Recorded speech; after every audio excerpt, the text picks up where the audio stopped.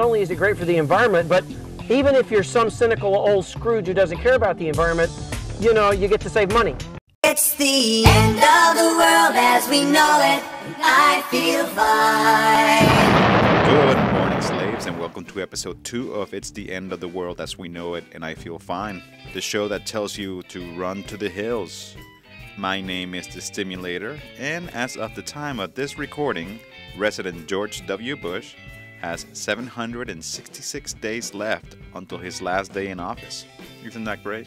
In Muppet news, Kermit the Frog, a childhood icon to many, has sold his soul to Ford and appeared at the LA Auto Show promoting the Escape Hybrid. Ford claims that the Escape gets 36 miles per gallon, but many users report getting as low as 22 miles per gallon. Guess it's not that easy being green, Kermit. And in global warming news, I swear to God, I might have to do a whole show on James Inhofe. The outgoing chair of the Senate's Environment and Public Works Committee wanted to crank up the heat before Senator Boxer takes over in January.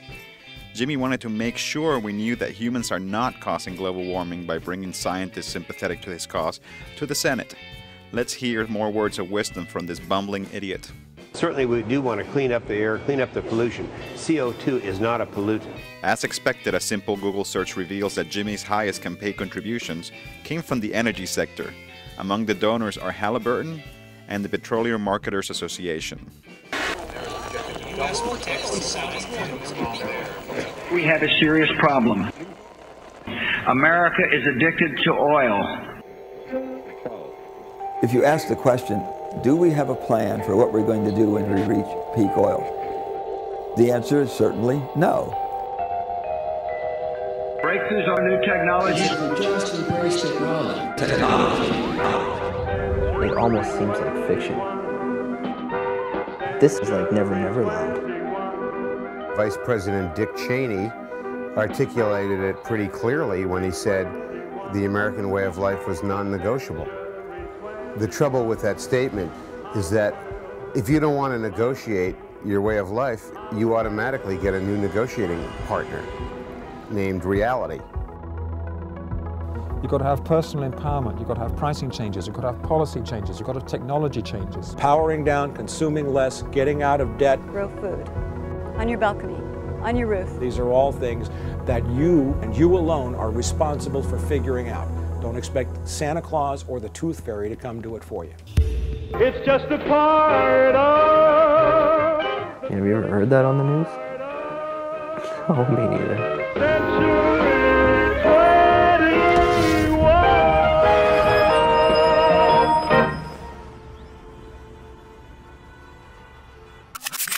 Last week, I touted the benefits of switching your car for a bicycle. Well, I got some angry emails from some motorists out there. Don from Gwinnett County, Georgia wrote, How the fuck do you expect me to bike 50 miles to my job, you fucking hippie? Job? What the fuck is that? But seriously, when I lived in a car-centric American city, I bought myself an old benzo and converted it to run on vegetable oil.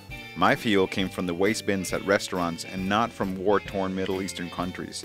On top of that, I saved thousands of dollars in gas and reduced my greenhouse gas emissions almost completely. As a matter of fact, subMedia made a very cool video on how to convert your car to run on veg oil. It's called Veg My Ride. Okay, let's go.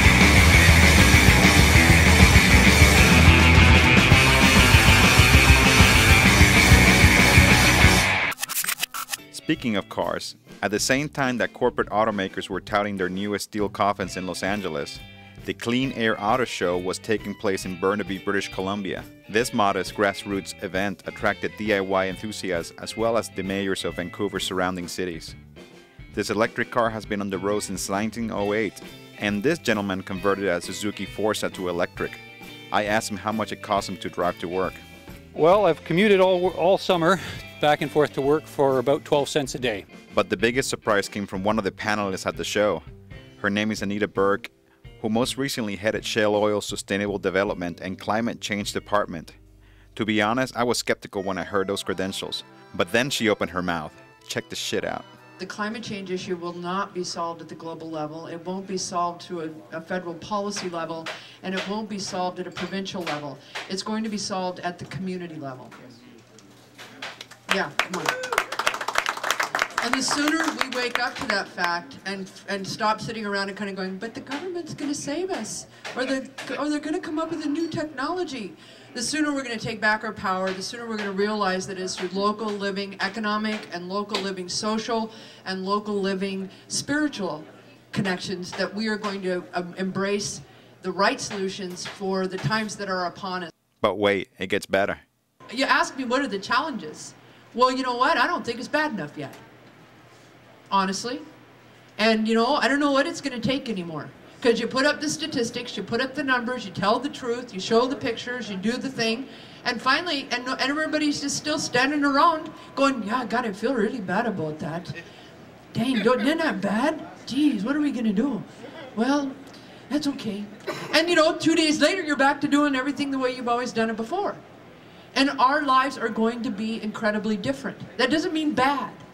It means incredibly different. And I don't mean just little incremental differences like, oh, I'm going to buy organic cotton, or I'm going to buy some energy efficient light bulbs, or I'm going to take my bag to the grocery store. I'm telling you, man, there's a flippin' tsunami coming.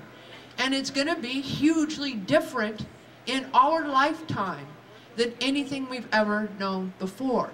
And finally, I was hanging out with Russell Means a little while ago. He's the head of the American Indian movement down in the United States. And he came into my room to visit with me.